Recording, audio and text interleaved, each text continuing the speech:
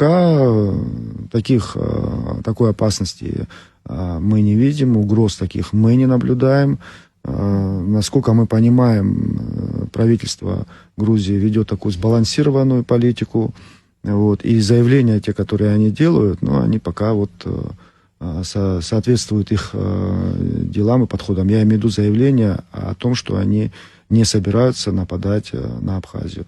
С другой стороны, давным-давно пора было подписать документ. Только предварили мой вопрос. Конечно, документ о ненападении. Вот тогда совершенно другая была бы ситуация. Мы по-другому бы уже оценивали вот угрозу в отношении Абхазии. Потому что решения военным путем их вопроса, как они считают, не существует. Победить Абхазию невозможно. И с учетом, да, тем более с учетом того, что сегодня у нас союз с огромной Россией, вот, со страной одной из самых сильных армий в мире. Вот. Я считаю, что самая сильная армия в мире.